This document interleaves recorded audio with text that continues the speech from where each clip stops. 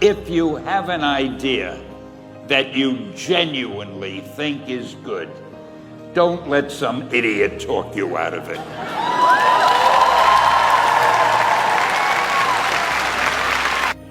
I was told to say an anecdote. Anecdotes are easy. So I thought to myself, what kind of anecdote can I tell these people who really have more important things to do?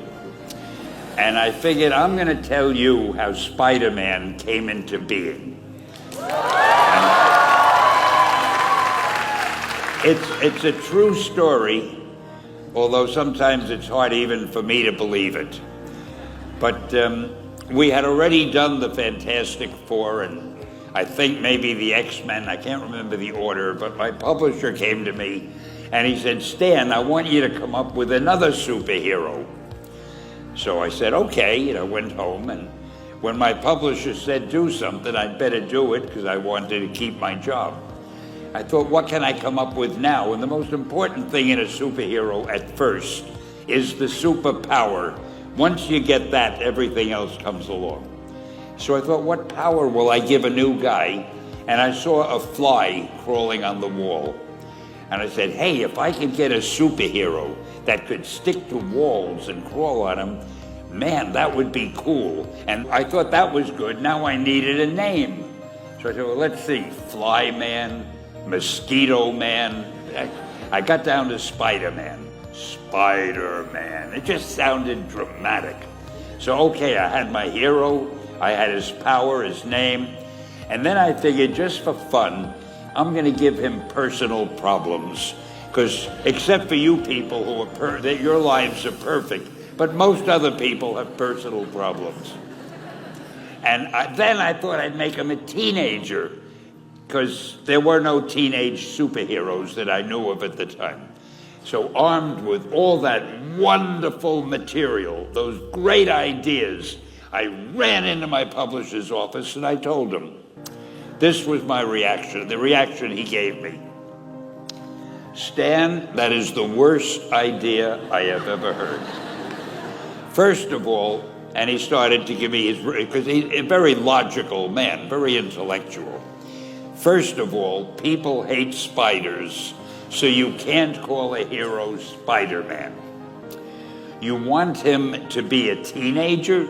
Teenagers can only be sidekicks. And you want him to have personal problems?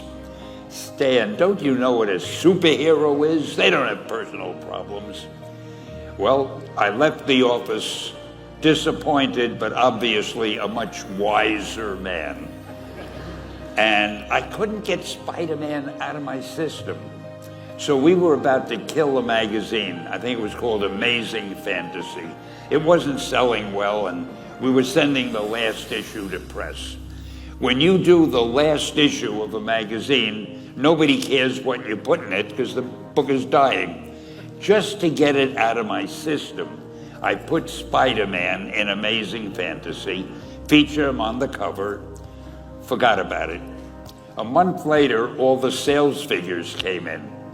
My publisher came racing into my office. Stan, you remember that character we both loved so much, Spider-Man? He said, let's do him as a series.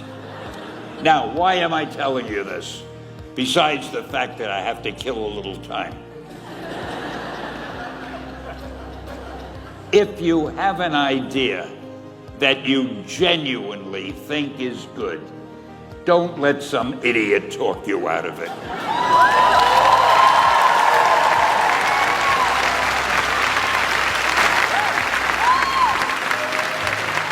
Now, that doesn't mean that every wild notion you come up with is going to be genius, but if there is something that you feel is good, something you want to do, something that means something to you, try to do it. Because I think you can only do your best work if you're doing what you want to do, and if you're doing it the way you think it should be done, and if you can take pride in it after you've done it, no matter what it is. You can look at it and say, I did that, and I think it's pretty damn good. That's a great feeling.